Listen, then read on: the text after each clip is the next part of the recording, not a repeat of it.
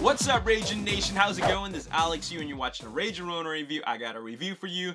Last week, I saw Blade Runner 2049, and it is, of course, the sequel to the 1982 cult classic Blade Runner, directed by Ridley Scott.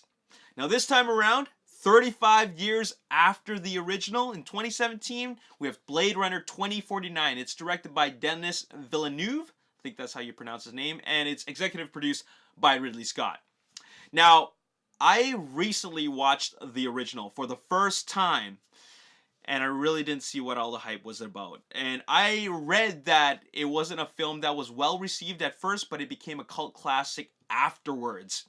And it was because it was a misunderstood film. And I totally got that feeling when I watched it for the very first time. It wasn't that I didn't enjoy it, but I'll tell you that I can't say I did enjoy it. And I can't say that I liked it, but I also can't say that I didn't like it. It was just neutral to me. I was just watching it, and I was like, oh, okay, all right. And that was it. That was the only reaction I got out of it. I didn't think it was groundbreaking in any way, but keep in mind that this was 1982. I read that this type of film, Blade Runner, back in the day was ahead of its time, both visually and also in terms of the story. It was a story that had a very deep theme attached to it, and for something like that to come out during that time was pretty groundbreaking. So I acknowledge that, and for that, it was a good movie. All right. Now, watching it now is a bit tough, just because it's so dated. It doesn't stand the test of time, and it just is a little bit tough to watch, just because it really isn't as exciting as it could be because we're watching it now. However, I acknowledge that it is a good film because of the themes that it explores. It's got a lot of substance to it. Okay, fast forward to present day, which is 2017, but the film actually takes place in 2049, which is 30 years after the original, which takes place in 2019. I hope I didn't lose you. Anyways, it's called Blade Runner 2049 for a reason, because it takes place 30 years after the first Blade Runner. Anyways, instead of having a cast member like Rutger Hauer and Harrison Ford and Daryl Hannah and Sean Young, we have Ryan Gosling, we have Jared Leto, we got Robin Wright, Dave Bautista, we also have Harrison Ford is back, and Ana de Armas. So Rick Deckard is back. All right, so that shouldn't be a surprise to anybody. He is back, and it's important to watch the first one because it'll help you appreciate the return of his character. Anyways, so Denis Villeneuve, director of Sicario, which I thought was a really great film, great performances, and a very great action thriller with a lot of substance to it. And then he also directed Arrival, science fiction movie about an alien invasion, and I didn't like that one. I felt bored because it was just too deep for me. But I was excited about the fact that they got a director like Denis Villeneuve to direct Blade Runner 2049, because a film like this, like a sequel like this, really needs a director that can explore some really deep themes, and that is all there. And we ended up with the right director for the job, because this film is amazing. It is beautiful. It could potentially be, after I put some more thought into it, one of the best, if not the best film I've seen this year in 2017. Wow. Like, I came out of the theater. Okay, keep in mind that I watched this in IMAX, and it was the perfect film for an IMAX presentation. Crystal clear presentation, grand picture, and just complete immersive storytelling. Like, I was sucked into the story from the visuals, the story, the mystery, the intrigue, the performances. Everything was just done so well. And wow, what an amazing film. Now, this film clocks in at 2 hours and 45 minutes. That's a very, very long film. A very long film for a film that's not even an action movie.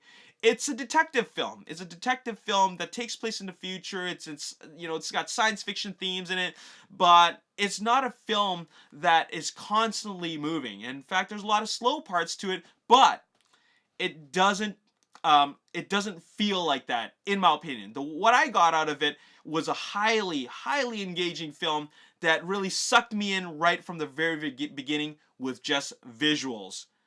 Like, my best friend described it as true world building, and I never actually heard that before. But after I put some more thought into it, I have to agree. This is true world building because Ridley Scott, Denis Villeneuve, they really created a world and worlds.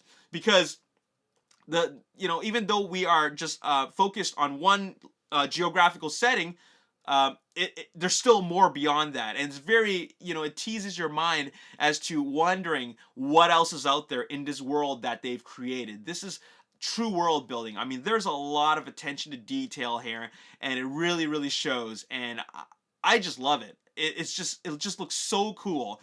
They've taken a lot of the visual elements from the first Blade Runner, and they've really just taken it up to the next level times 100, and it looks so good. So this is a very, very visually, aesthetically pleasing film. But to top things off, it's not just about the visuals, it's about the story. All the themes are there and more. Like, this is a thinking man's science fiction film. This is something that will get you talking about it afterwards. I love the performances. Ryan Gosling, Harrison Ford, Ana de Armas, Jared Leto, Robin Wright. They all do such an amazing job, and I think that this is one of those rare films that can really suck you in without doing too much. I mean, they do a lot in terms of the visuals, but it's not about like big sequences, big set pieces of action. It's not about that. It's about like this grand story that has a lot of mystery to it. And essentially, it's a detective film that takes place in the future. It's a science fiction detective film, and it's just presented in a very grand way, and I love that. There's so many little elements that make this film so great. And one of those elements is also the music. The music is just so... It takes you back. It takes you back to a time when science fiction films were just done really, really well back in, I would say, the 80s. That was during a time when Star Wars, Alien, Star Trek, a lot of wonderful, great films took place during that time. And one thing that really stood out during that time period in those films is the music.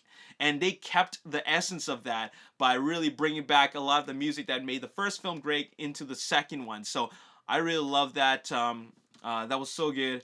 What else do I gotta say? It didn't feel like 2 hours and 45 minutes. It really didn't. Some people say it did, but in my opinion, I was completely engaged from beginning to end. And it could just be a scene of two people just standing there talking, and it was their performances that engaged me, as well as the what they contributed to the story. Like, it was a really thrilling piece, and I'm really going to be bold enough to say that this could potentially be the best film I've seen this year. Just a beautiful, beautiful film. Has to be seen in IMAX. There you have it. I'm going to give this film a near perfect score, 9.75 out of 10. It certainly isn't like my type of film. Like, I prefer a little bit more action in my films, but like, this was still something that is quite extraordinary. I really feel it deserves a 9.75 out of 10.